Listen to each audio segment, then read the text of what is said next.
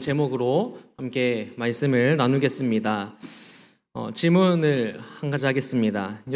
우리는 예수님의 팬입니까? 아니면 제자이십니까? 중고등부 여름 수련회가 끝이 났습니다. 아이들이 정말 기뻐하면서 찬양의 시간을 뜨겁게 가졌습니다. 그런데 중고등부 수련회가 끝나고도 2주 정도의 시간이 흐른 지금 이 시점에서 저의 마음속에 이런 의문이 들었습니다. 우리는 팬인가? 우리는 제자인가? 우리가 기뻐 뛰며 찬양했던 그 시간에 우리의 열정은 과연 팬심이었을까? 아니면 제자로서의 열심, 전심이었을까? 이런 질문이 들었습니다. 그리고 다짐했습니다. 이 질문에 대한 답을 분명히 내리고 인생에서 가장 중요한 이 질문을 우리 성도들과 함께 나누어야겠다라는 생각이 들었습니다. 그런 의미에서 오늘 지금의 설교는 요한복음 6장의 오병이어 말씀과 또 요한복음에 나오는 니고데모의 이야기, 그리고 Not a Fan이라는 이 저서를 참고하여서 은혜를 나누고자 합니다. 요한복음 6장에는 오병이어 사건이 기록되어 있습니다. 많은 제자들을 먹인 말씀이죠. 예수님의 메시지를 들으려고 사방에서 몰려든 많은 인파들이 있었습니다. 인산인해를 이루었습니다. 좋기 5,000명은 넘어 보입니다. 하루 종일 집회가 진행되자 슬슬 많은 사람들이 배가 고파합니다. 배에서는 다양한 소리가 들리죠. 예수님이 제자들을 불러서 사람들의 배고픔을 해결할 방도를 물으십니다. 그러자 제자 중에 한 명인 빌립이 각 사람에게 한 입씩만 돌아가도록 떡을 준비하여도 정말 큰 돈이 들어갈 것이다 라고 말합니다. 한마디로 도저히 방법이 없다라는 결론이죠. 하지만 다른 제자인 안드레는 머리로만 계산하지 아니하고 현장 조사를 벌입니다. 그는 한 소년이 떡 5덩이와 작은 생선 2마리를 도시락으로 싸왔다라는 사실을 알립니다. 예수님은 그 소년의 도시락으로 모든 사람을 먹이시죠. 성경은 모두 배를 한껏 채우고도 음식이 풍족하게 남았다라고 말씀합니다. 저녁 식사가 끝나자 사람들은 다음 날에도 우리에게 많은 음식을 주신 예수님의 설교를 듣기 위하여서 그 자리를 지키고자 합니다. 그 자리에 진을 치고 캠프를 치죠. 정말 대단한 팬들입니다. 이튿날 잠에서 깨어난 사람들은 또다시 줄인 배를 움켜쥐고 두리번거리며 예수님을 찾습니다. 그들에게는 예수님이 그저 공짜 식권과 다름이 없는 존재죠. 하지만 아무리 둘러보아도 예수님이 보이지 않습니다. 그들은 어제와 같은 기적을 기대하고 있습니다. 하지만 예수님과 제자들은 이미 호수 건너편으로 떠난 뒤입니다. 이 팬들이 겨우 눈을 뜨고 정신을 차리고 예수님의 일행을 따라잡았을 때에는 배가 고플 대로 고픈 상태입니다. 아침 식사를 놓쳤기 때문입니다.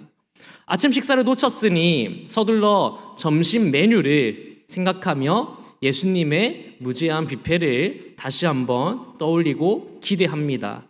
예수님은 더 이상 공짜 음식을 나눠줄 생각이 없어 보입니다. 오늘 읽은 26절에서 예수님은 그러한 무리들에게 싸늘하게 대답하십니다. 다시 한 번 더 우리 6장 26절 말씀을 다시 한 번 더 읽어보도록 하겠습니다. 내가 진실로 함께 읽습니다.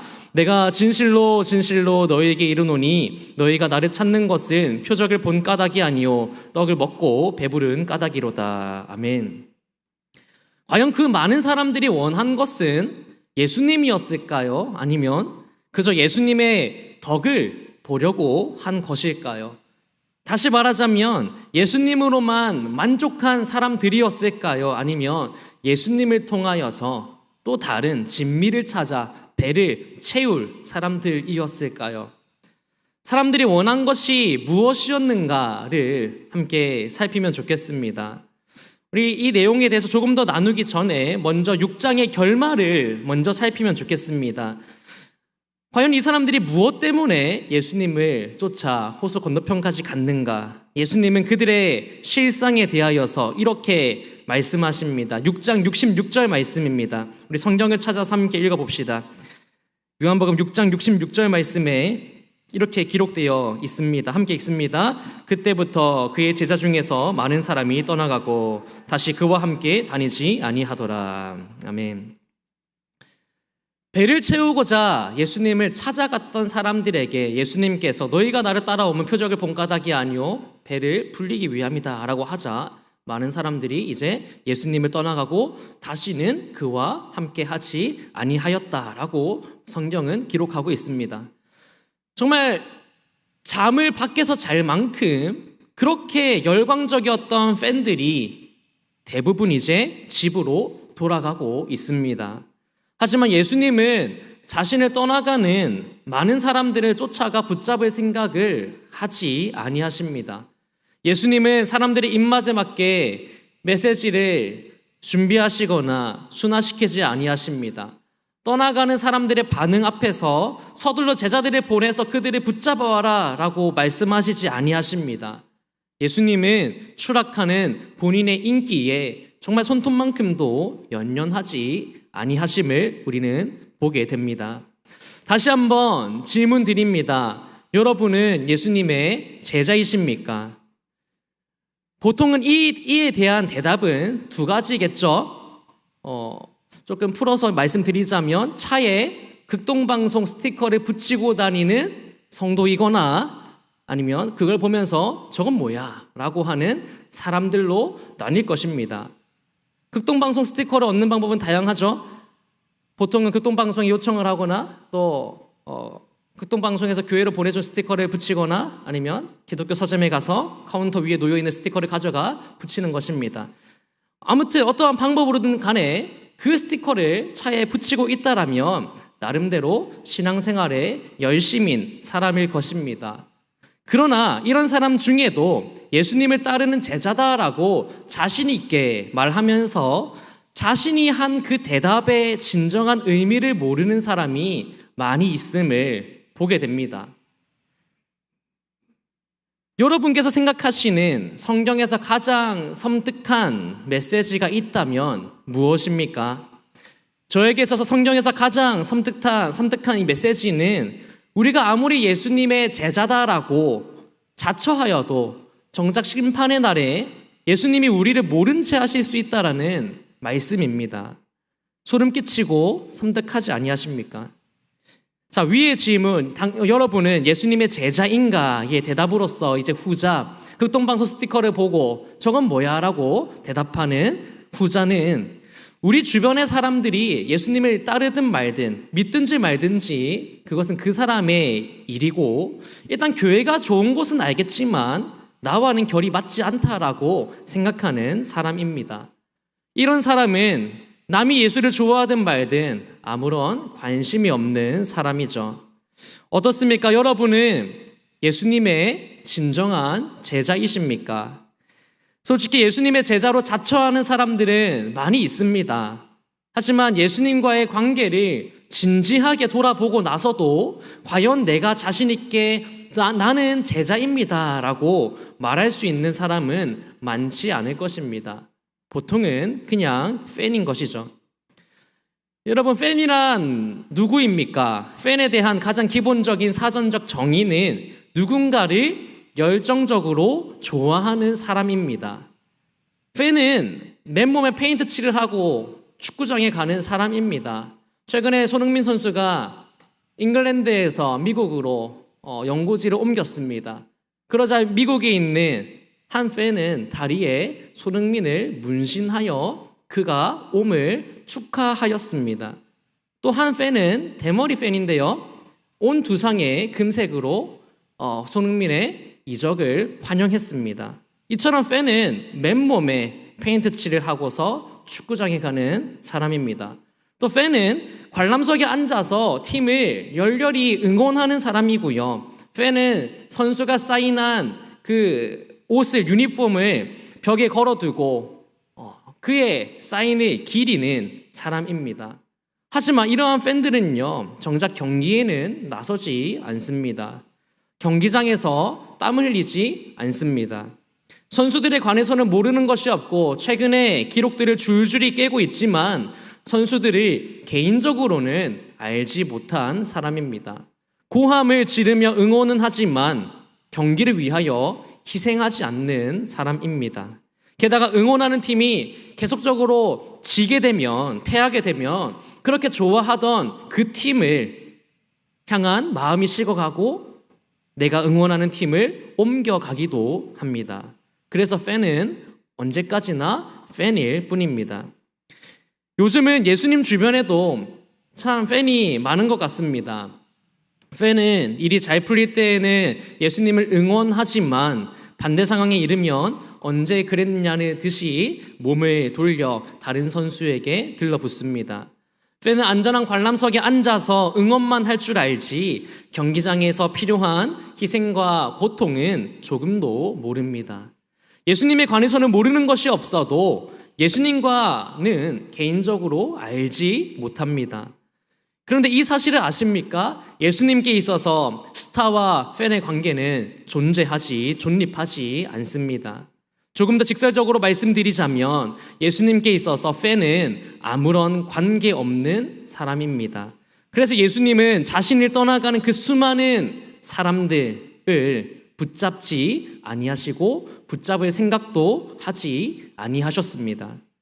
오늘날 교회에 가장 큰 문제거리가 있다면 아마도 스스로를 그리스도인이라고 말하지만 정작 그리스도를 따를 생각은 추호에도 없는 팬들이라고 생각합니다.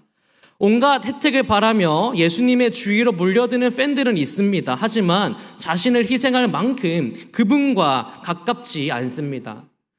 팬의 확실한 증상들이 있는데요. 팬은 단순한 열광을 진정한 헌신으로 착각합니다. 예수님에 관한 지식을 깊은 친밀함으로 오해합니다. 행동하지 않고 말로만 때우려 합니다. 가장 흔한 이 증상 중에 하나는 자신이 제자다라고 정말 절대적으로 확신한다라는 것이죠. 그래서 서두의 질문, 당신은 팬입니까? 제자입니까? 라는 이 질문에 우리는 객관적으로 답하기가 참 어렵습니다. 무슨 근거로 답을 할 수 있으며 어떠한 기준에 따라 정의 내릴 수 있는가? 여기에 많은 그리스도인들이 얼버무립니다. 보통 우리 대부분은 지극히 주관적인 기준으로 이 질문에 답을 합니다. 예를 들어 보면 보통의 사람들은 남과의 비교를 통하여서 내가 과연 팬인가 제자인가를 판단할 것입니다. 그런데 우리가 비교를 할 때에는 하나 큰 오류를 가지고 있습니다. 주로 자신보다 못한 존재와 비교한다라는 문제입니다. 또한 자주 사용하는 또 다른 기준은요, 종교적인 법입니다. 내가 매주일 출석을 하고 헌금 생활을 하며 봉사하고 기독교 문화생활을 즐기고 금주와 금년으로 기준을 삼습니다. 또 다른 기준은 교파와 가문과 성경 지식을 들먹이며 자신이 진정한 제자다라고 주장하기도 합니다. 그러나 이 모든 팬들이 간과하고 있는 사실이 있습니다. 바로 예수님께서는 그러한 것들로 팬과 제자를 구분하지 아니하신다라는 사실입니다. 우리는 예수님께서 제시하시는 기준으로 내가 팬인지 제자인지를 분명히 살펴야 할 필요가 있습니다. 예수님은 팬과 제자 사이에 어떤 기준을 세우셨는가 한번 살피면 좋겠습니다. 이 질문에 있어서 우리는 예수님 앞에서 정말 예수님과의 관계를 솔직하게 점검해 보았던, 돌아보고 자신이 과연 진정한 제자인지를 확인했던 사람들의 이야기를 보면 우리는 쉽게 이해하고 그 기준을 통하여서 우리의 삶을 점검할 수 있습니다. 요한복음 3장에 보면 니고데모라는 팬이 등장합니다. 이 니고데모는 널리 존경받는 하나님의 사람입니다. 그는 종교 지도자들의 엘리트 집단이었던 사내들인 공회의 일원이었고요. 또 일찌감치 예수님을 열광해왔던 인물입니다. 예수님이 가르침을 듣고 정신이 정말 번쩍 들었던 인물이고 그분의 놀라운 기적에 눈이 휘둥그레졌던 사람입니다. 무엇보다도 예수님의 마음을 보면서 예수님의 넘치는 연민과 사랑 가운데에 감동받았던 인물입니다. 니고데모는 분명히 예수님과 더 깊은 관계로 들어갈 준비가 되어 있던 사람입니다. 하지만 그의 생각처럼 더 깊은 관계로 나아가는 것이 쉽지 않았습니다. 드러내놓고 예수님을 따르면 그가 잃을 것이 한두 가지가 아니었기 때문입니다. 그렇게 니고데모는 과연 유대인으로서 종교를 선택할 것인가? 아니면 예수님과의 깊은 관계를 선택할 것인가라는 정말 가슴 떨리는 기로 앞에 그는 서 있습니다. 그런데 니고데모에게 종교를 잃지 않고서는 예수님을 진정으로 따를 방법이 보이지 않는 거죠. 니고데모 이야기를 조금 더 살펴보길 원합니다. 니고데모 이야기는요, 니고데모가 예수님을 찾아가면서 시작합니다. 요한복음 3장 2절 말씀에 그가 밤에 예수께 와서라고 말씀합니다. 왜 니고데모는 예수님을 한밤중에 찾아갔습니까? 밤에는 아무도 모르게 예수님을 만날 수 있는 환경입니다. 보는 눈이 없을 때 예수님과 이야기를 나누면 현재의 삶을 그대로 유지한 채 예수님과의 관계를 시작할 수 있지 않을까라는 니고데모의 고민이 담겨 있었을 것입니다. 실직의 위험 없이 예수님을 따를 수 있었고요. 그렇게 하면 어렵게 쌓아온 편안한 삶이 뒤흔들릴 일이 없었기 때문입니다. 이처럼 팬은 자기의 삶을 조금도 희생하지 않은 채 예수님을 따르기를 원합니다. 하지만 니고데모는 곧장 진실 앞에 서게 됩니다. 우리의 삶이 뿌리채 흔들리지 않고서는 예수님을 온전히 따를 방법이 없다라는 진실입니다. 예수님을 따르면 뭔가를 잃을 수밖에 없습니다. 그것은 니고데모에게 있어서 높은 지위이고요. 동료들의 존경과 수입과 친구들의 우정과 가족과의 관계였습니다. 이 점에서 우리는 스스로에게 한번 질문해 보면 좋겠습니다. 과연 나는 예수님을 따르기 위해서 무엇을 내놓았는가? 스스로 한번 질문해 보고 답해 보면 좋겠습니다. 자칭 제자라고 하는 이 팬들은요, 예수님 때문에 삶이 조금 변하는 것은 얼마든지 감수할 수 있습니다. 예를 들면 주일에 남들은 쉬거나 또 가족과 정말 화목한 시간을 야외에서 보낼 때에 예배 때문에 일찍이 일어나 씻고 준비하여 교회에 와서 주일에 시간을 교회에서 보내는 정도 말입니다. 하지만 예수님은 이 정도의 팬심 따위에는 관심이라고는 일절 없으십니다. 예수님은 우리의 삶 뿌리째를 흔들기를 원하시는 예수님이십니다. Sunday Christian, One Hour Christian이라는 이름이 아니라 Always Christian, All the Time Christian이 되기를 예수님께서는 정말 간절히 원하고 계십니다. 니고데모는 먼저 예수님 당신이 하나님으로부터 왔다라는 그 사실을 믿습니다라고 분명히 말합니다. 하지만 예수님은 대낮이 아닌 야밤에 찾아온 이 니고데모의 속내를 꿰뚫어 보시고 3절에서 그에게 이렇게 말씀하십니다. 거듭나야 한다라고 하십니다. 예수님의 이 말씀은 당시 존경받던 니고데모의 이 자존심을 긁는, 자존심을 상하게 하는 말씀입니다. 니고데모가 누구입니까? 니고데모는 어릴 적에 이미 성경의 처음 5권 모세오경을 줄줄이 외웠고 커서는 평생 종교적인 이력을 쌓아왔던 인물입니다. 하지만 예수님은 그의 의로운 행위와 종교의식에는 관심 없으시고 그에게 너의 삶이 완전히 새로운 삶으로 거듭나야 한다라고 말씀하십니다. 니고데모는 이미 예수님을 믿는다라고 말했습니다. 하지만 그 정도로 믿는 것과 실제로 예수님을 따르는 것은 차원이 다르다라고 말씀하십니다. 예수님은 니고데모가 믿음에서 그치는 것이 아니라 예수님을 따라오기를 원하셨습니다. 예수님을 믿기는 하되 따르지 않는 사람들이 있습니다. 복음은 이런 이중적인 모습을 인정하지 않습니다. 진짜 믿음은 말로만 믿는 것이 아니라 진짜 믿음은 따르는 믿음입니다. 팬들은 기도를 따라합니다. 예배 인도자의 이 인도에 따라서 자리에서 일어나거나 앞으로 나오기도 하고요. 믿음을 고백하기도 합니다. 실제로 그러나 예수님을 따르지는 않습니다. 예수님은 그런 믿음을 인정하신 적이 없으십니다. 예수님은 말뿐인 믿음이 아니라 삶 속에서 열매를 맺는 믿음을 찾고 계십니다. 우리 예수님을 믿는다고 하면 우리는 예수님을 따라야 합니다. 예수님을 믿는다라고 하면서 정작 따르지 않는다면 우리도 팬에 불과할 뿐입니다. 되게 많은 성도들, 특히 청소년들과 청년들은요, 뭔가를 사실로 받아들이는 것이 믿음이라고 생각을 합니다. 하지만 성경에서 말하는 믿음은 믿음의 대상을 실제로 따라가는 것이 믿음임을 말씀합니다. 따르는 것은 손발로 움직이는 것입니다. 오늘날 많은 교회가 어느덧 이 팬을 양상하는 이 공장으로 전락해버린 이유 중 하나는 믿음의 메시지와 따름의 메시지를 분리했기 때문입니다. 복음서를 보면 예수님은 4번 정도 나를 믿으라 라고 말씀하셨습니다. 그렇다면 과연 복음서에 예수님께서 나를 따르라고 과연 몇 번 말씀하셨을까요? 자그마치 20번 정도입니다.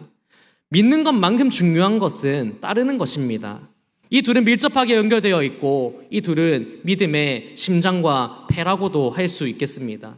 둘 중에 하나만 없어도 살아갈 수 없고요. 진정으로 예수님을 믿는 사람은 반드시 예수님을 따르게 되어 있습니다. 우리는 그리스도인이라면 믿음이 좋아야 한다라고 가르칩니다. 하지만 예수님을 따르라라는 이 말은 어물쩍 넘어갈 때가 많이 있습니다. 믿음만을 큰 소리로 강조하고 따름에 대해서는 속삭이듯이 얼버무렸습니다. 그런 의미에서 우리는 때때로 예수님을 팔고 사고 있었을지도 모르겠습니다. 직접 판매 일을 하고 계시거나 유능한 판매원에 대하여 알거나 들어보신 적이 있으시다면 아마 이해가 잘 되실 건데요. 판매원들은 대개 좋은 면만 부각시키고 나쁜 점은 작게 혹은 은근슬쩍 넘어가려고 합니다. 그리고 이러한 스킬이 티가 나지 않게 하는 사람이 오히려 판매원 안에서는 최고의 판매원으로 으뜸이 된다고 합니다. 예를 들어 몸보신에 보고가 좋다고 하여서 복탕을 선전하면서 복에 있는 독에 대한 위험은 은근슬쩍 넘어가려고 하는 것과 같습니다. 또한 요즘 제가 유튜브 프리미엄이 끊겨서 유튜브를 볼 때마다 광고와 함께하는 삶을 살고 있는데요. 여름철이 되자 광고 중에 맥주 광고가 그리도 많이 등장합니다. 맥주 중에서도 카스라는 이게 맥주가 참 많이 광고되는데요. 더위를 싹 날려버릴 카스라는 이 워딩이 있습니다. 그리고는 맥주의 매출을 높이기 위해서 시원함과 가벼움을 극화하여 광고합니다. 그러나 46초의 이 광고 시간 중에 단 6초만 과음에 대한 경고가 등장합니다. 심지어 16대 9 비율의 큰 화면 안에 보이십니까?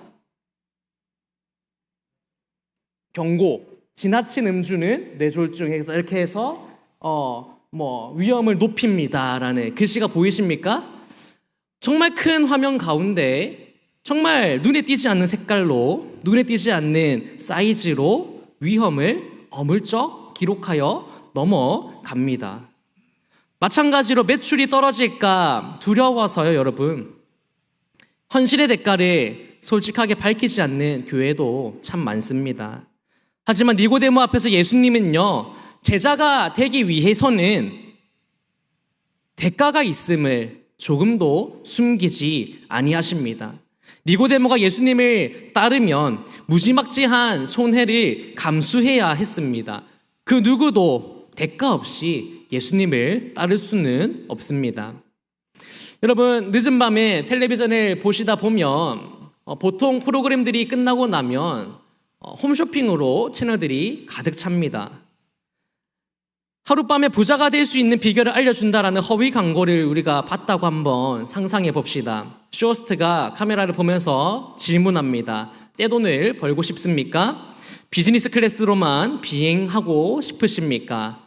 은퇴를 일찍 하실 생각은 없습니까? 돈 걱정 않고 살고 싶지 않으십니까? 지금은 캐나다로 이주하였지만 최근까지 유명 개그우먼이자 쇼호스트였던 안성윤 씨 같은 분이 나와서 정말 웃으면서 공짜로 그 비결을 가르쳐 주겠다고 전화번호만 남겨라 라고 말하면 어떻습니까? 심지어 배송비도 무료라고 한다면 여러분은 어떻게 하시겠습니까? 사실상 거절할 까닭이 없습니다. 한 푼도 내지 않고 부의 비밀을 손에 넣을 수 있다라고 하는데 마다할 사람이 있겠습니까? 그런데 오늘날 많은 교회가 한밤에 쇼호스트로 전락했습니다. 영원히 살고 싶습니까? 죄를 용서받고 싶습니까? 불타는 지옥이 아닌 천국에서 영혼을 보내면 좋지 않겠습니까? 심지어 아주 노골적으로 묻는 교회도 있습니다. 동방석에 앉고 싶진 않습니까? 하나님이 당신을 위해 예비하신 건강과 부를 얻을 준비가 되어 있습니까?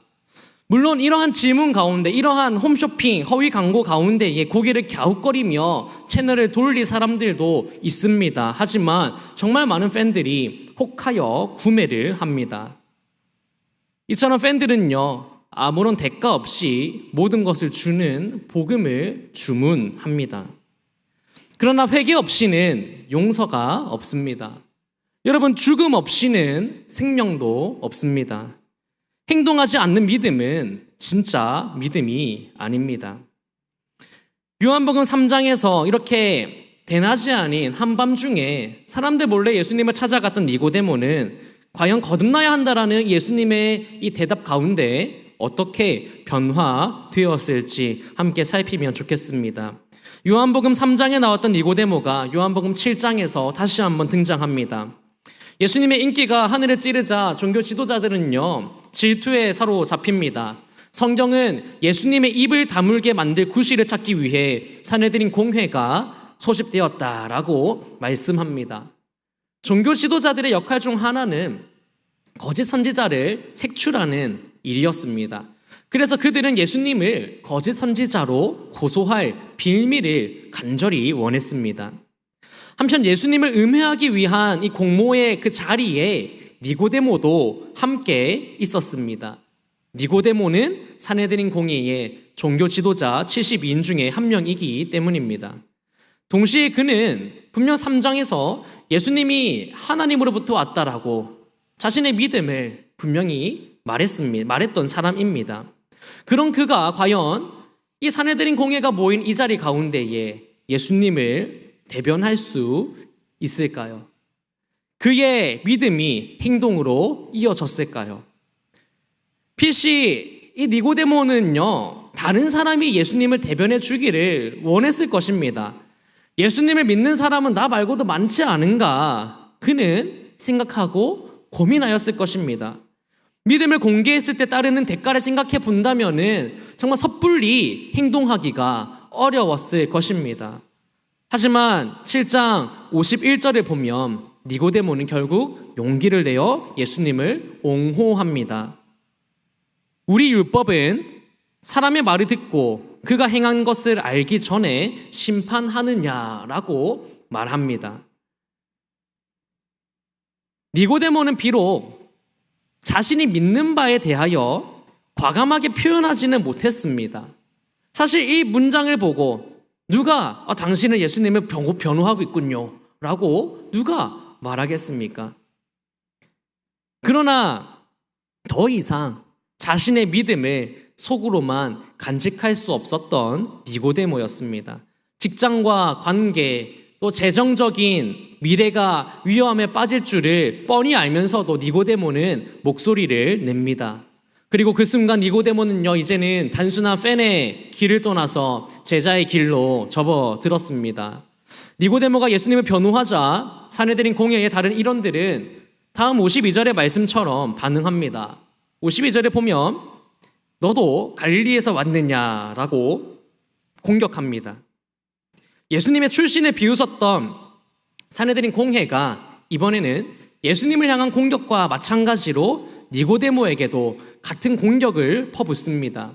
동료들이 니고데모의 자존심을 긁습니다. 그가 힘겹게 쌓아왔던 종교적인 이력을, 그 명성이 와르르 무너질 처지에 처했습니다.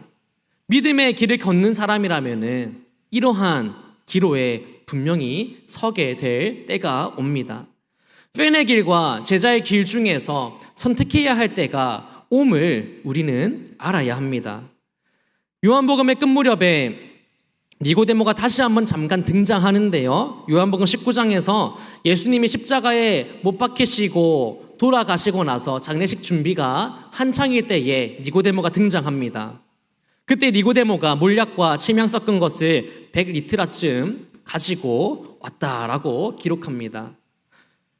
예수님이 골고다 언덕을 오르시고 또 십자가에 달려 죽으실 때에 모두가 예수님을 버리거나 두려움에 숨었을 그때에 니고데모는 예수님을 향한 놀라운 사랑과 헌신을 드러냈습니다. 어두운 밤에 말로만 표현되었던 믿음이 이제는 전적으로 새로운 차원으로 성장했습니다. 니고데모는 더 이상 숨은 팬이 아니었습니다. 이제 니고데모는 제자로 거듭났습니다. 이것으로 니고데모에 관한 성경의 기록은 끝이 나지만 기독교 전승에 따르면 그는 1세기에 어느 날 순교하였다라고 기록되어 있습니다. 말씀을 정리하면서 다시 한번 처음의 질문으로 돌아가 보면 좋겠습니다. 여러분은 예수님의 팬입니까? 아니면 진정한 제자이십니까? 우리는 쉽게 팬으로 만족하며 스스로를 그리스도인이라 칭할 수 있습니다. 주일 예배에 참석하고 헌금을 하고 성경을 읽는 것만으로 충분하다라고 생각할 수 있습니다. 그러나 예수님께서는 안전한 관람석에 앉아서 응원만 하는 팬에게는 관심이 없으십니다. 예수님은 우리의 삶의 전체를 뿌리채 흔드시기를 원하시고 희생과 헌신 속에서 진정한 제자가 되기를 원하십니다. 니고데모 이야기에서 우리는 중요한 진리를 발견합니다. 아무리 종교적인 지위와 지식을 갖춘 사람이라도 마음 깊은 곳에서 예수님과의 관계가 없다면, 예수님과의 관계를 회피한다면 제자가 될 수 없다라는 은혜입니다. 예수님은 겉모습이 아니라 우리의 마음과 삶 전체를 보시는 분이십니다. 거듭남은 우리의 삶을 온전히 하나님께, 예수님께 드리는 변화된 삶임을 꼭 기억해야 하겠습니다. 오늘 우리에게 주시는 도전은 명확합니다. 우리가 진정한 제자인지 아니면 팬에 불과한지 스스로 솔직히 점검해 보라라는 말씀입니다. 그리고 만약 팬의 자리에 머물러 있었다면 이제는 예수님 앞에서 우리의 삶을 내어드리고 뿌리채 흔들릴 준비를 하라는 것입니다. 진정한 제자는 안전지대에 머물러 있지 않습니다. 진정한 제자는 예수님과 동행하며 예수님을 따릅니다. 그리고 희생과 사랑 속에서, 내려놓음 속에서 삶을 변화시키는 사람들입니다. 마지막으로 예수님께서 우리에게 요구하시는 것은요, 단순한 신앙의 팬심이 아니다라는 거죠. 우리의 마음과 시간, 노력과 자원을 예수님께 드리는 것입니다. 오늘 우리의 선택이 과연 팬으로 남을 것인지 아니면 진정한 제자로 거듭날 것인가에 대한 그 결단이 우리의 삶 전체를 바꾸는 시작점이 될 수 있기를 소망합니다. 성도 여러분, 여러분은 오늘 예수님의 팬이십니까? 아니면 제자입니까? 이 질문 앞에서 정말 주저하지 말고 않으시고 삶을 드리는 제자의 길을 선택하시기를 소망합니다. 니고데모처럼 어둠 속에서만 예수님을 믿어왔다면은 이제는 예수님께서 우리를 빛 가운데로 초대하고 계시니 당당히 드러내고서 예수님을 따라감으로 참된 제자의 길을 걸어가는 제자가 되기를 간절히 소망하며 축복합니다. 우리 함께 그 길을 한 교회 공동체로서 함께 걸어갈 수 있는 은혜가 있기를 간절히 축복합니다. 기도하겠습니다. 사랑과 은혜가 풍성하신 하나님 아버지 감사합니다. 오늘 저희를 불러주시고 또 예배 자리 가운데서 주의 말씀 앞에 서게 하심에 감사드립니다. 주님, 우리가 예수님을 따르는 제자라고 고백하면서도 실제로는 팬에 머물러 있었던 우리의 연약한 삶을 용서하여 주시옵소서. 말씀을 듣고 찬양할 때에는 열심을 내었지만은 삶의 자리에서는 여전히 희생과 헌신을 피하고자 하였던 우리의 모습을 돌아보며 회개합니다. 아버지 하나님, 오늘 니고데모의 이야기를 통하여서 깨닫게 하신 것처럼 종교적 열심이나 겉모습이 제자가 되는 것이 아님을 알게 하셨사오니 이제는 우리가 우리의 연약함을 내려놓고 어둠 속에서 숨어있는 신앙이 아니라 빛 가운데 드러내고 행동으로 따라가는 제자의 삶을 살게 하여 주시옵소서. 예수님, 저희가 오늘 이 시간 함께 결단합니다. 우리의 마음과 시간과 노력과 꿈과 모든 것을 주님께 드리기를 원합니다. 우리 안에서 역사하여 주시옵소서. 주님만을 따르는 진정한 제자로 세워 주시옵소서. 감사드리며 우리 구주 되신 예수 그리스도의 이름으로 기도드립니다. 아멘. 찬송가 449장입니다.